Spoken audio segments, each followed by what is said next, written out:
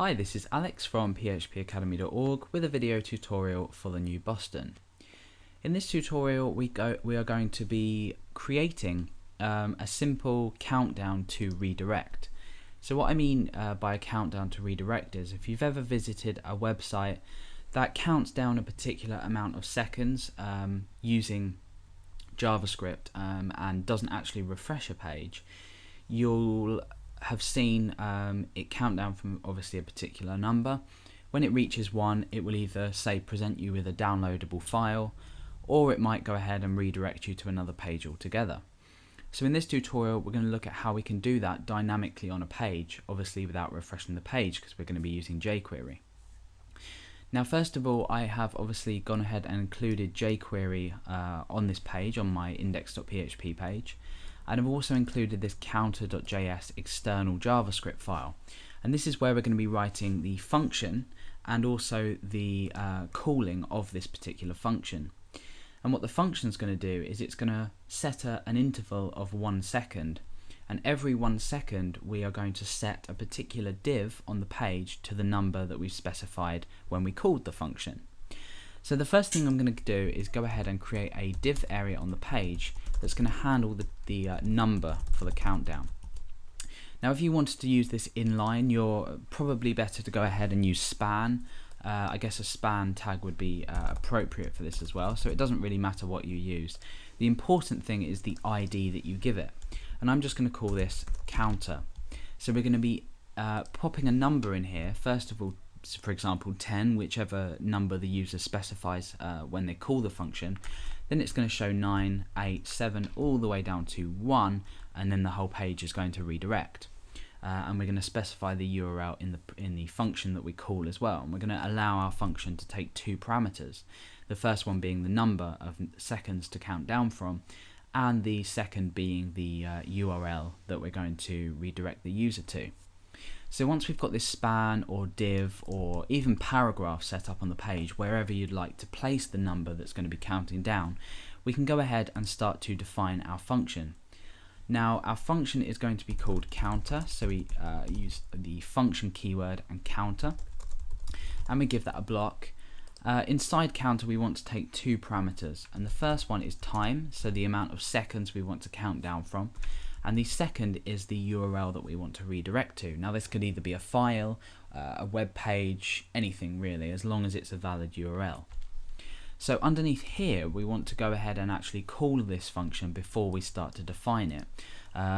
It's probably good practice to go ahead and call a function and then outline the function contents, so you can constantly come and test it in your browser.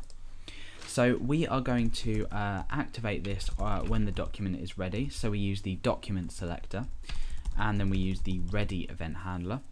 Inside of this we want to go ahead and create a function, and this will just be everything that happens in here when the document is ready and it's loaded. So we want to call this counter function, and we want to go ahead and define some parameters that we want to pass to our function up here, and then we know how we can handle it.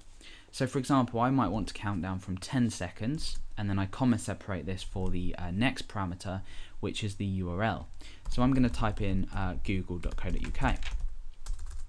So essentially what we're doing here is when the document is loaded, we are calling our counter function, which we've just defined up here. We are specifying a countdown from 10 seconds, and we are redirecting to google.co.uk when we've actually counted down and when the counter is at 1, or yeah, when it's at 1. Okay, so inside our counter function we need to start to build this functionality now. You'll see that on the page nothing's happening. We've called this counter function, but obviously we haven't written the code for it yet, so nothing's going to happen. So the first thing we want to go ahead and do is set an interval. Now usually you would set an interval here, and inside of here you would create a function like this. Now this isn't jQuery code, it's actually just original JavaScript code, so we're not really using jQuery to set the interval, but there's no jQuery alternative, I believe. Delay is obviously not a replacement for set interval. And then we define an amount of milliseconds, so 1000 being 1 second.